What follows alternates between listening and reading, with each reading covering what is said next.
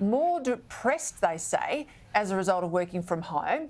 Now, this is part of the problem. How do we lift productivity if we can't get people to get back to work and be more productive in the office? In a world where emails replace handshakes and Zoom calls replace in-person meetings, have we forgot one of the elements of business that is required for success? And what I would say is one of those elements is building relationships. Even though technology is great, it allows you to be, more effective, get more done. That's great, but again, are we missing something? Are we failing to develop a core skill that is required for long-term business success? Well, stay tuned. I'd like to talk to you about why relationships and building relationships are really a cornerstone of what we believe at 4 Pillars and how it impacts our business positively or negatively. My name is Nick McLean, the most boring guy in private equity, and what I will tell you is one reason why I'm so boring is that, if I have the opportunity to meet somebody for coffee, I'd much rather do that than have a Zoom call. And, my decisions are not made based off of what a spreadsheet prints out. It's really based off of getting to know people. And that's influenced how we run the business at 4 Pillars. First off, I want to say that, 4 Pillars really don't have like 5 values that are listed on our wall that we all have to live up to. And part of the reason for that is because what drives me crazy is that so many places will put integrity and trust and honesty as like 2 or 3 of their core values, and really almost aggravating to me. It's like, do you really need to say that we need to be honest with each other? I mean, aren't those kind of just table stakes? Like, if you're not going to be honest, can you really even work at the company? And I realize I'm naive to think that everybody is perfectly honest at all times, because I don't. I mean, I know we're human, make mistakes if nothing else. But just because you feel like you need to say that you have integrity as a value, I mean, just kind of almost feels insecure, like corporate insecurity, if you will. Like, people aren't going to think we have integrity if we don't put that as one of our values. It's a little bit of a, like I said, an annoyance to me. And that's why whenever my partner and I founded the company, we admitted that we were very principle-centered people, but we didn't want to have just words on a page that, we felt like everybody did or we felt like we had to put. And so we thought about what principles were very important to us. And one of the ones that we came up with was, relationships as a cornerstone for success.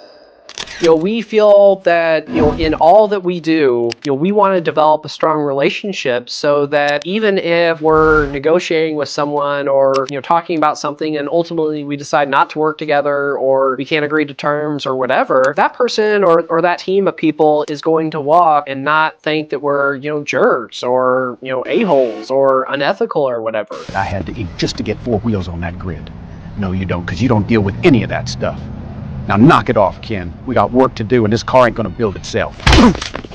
Is it self-serving? I suppose to some degree it is, but it's certainly not entirely self-serving. What I mean by that is there's a specific reason or an element of reasons why I want to develop relationships. And if you've watched one of our previous videos about persistence, perseverance, then you know that I care about what other people think about me, about the company and whatnot. And again, it's not because I'm very insecure and if they think something bad about me, I'm just gonna, crumple up in the corner or whatever, but it's because I care about other people and I care about their opinions, their desires, what they want out of life, et cetera, et cetera. And I think that that's part parcel with why developing relationships is important to me. Now, many things are important to me, sometimes are going to have the side benefit of also being beneficial to the company. Since I want people to think that I'm jerks, and whenever we have a negotiation, even if it's tense or whatnot, I'm trying to do it in a way that maintains the relationship. Yeah, I mean, that could have some tangential benefits down the road because maybe they give me a call if the next deal breaks up or whatever. So I guess what I'm trying to say is I don't want this to come across as me thinking that 4 Pillars, myself, my partner, are just so benevolent because we just think, relationships are the most important part. We do think they're important. However, we realize that, to some degree, we're also going to benefit from making those relationships important. Another interesting element of building relationships is the difference between networking and relationship building. Earlier in my career, a large part of it was really spent networking.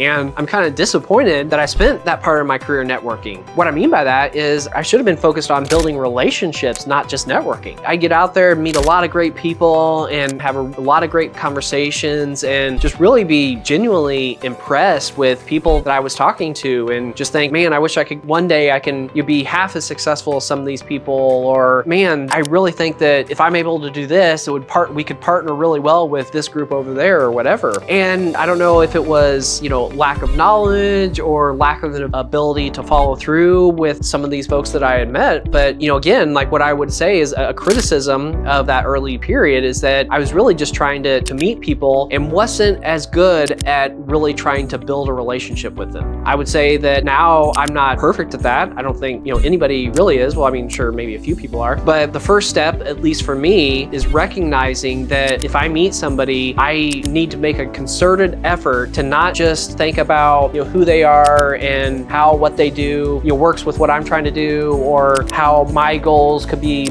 benefited by knowing this person. It's, who is this person? Let me get to know them. Let me think about how we can actually build a relationship. If it results in something benefiting my business or their business, great. But that's not the priority right now. The priority right now is building a relationship that we can nurture over time. So as I think about, the difference between networking and relationship building, I think that even though maybe we were on the path, generally speaking, on the path to stop, not focusing as much on networking and focusing more on relationship building, in general, I am a little concerned that the use of Zoom and other technology tools are going to stunt that development or even, put it into reverse.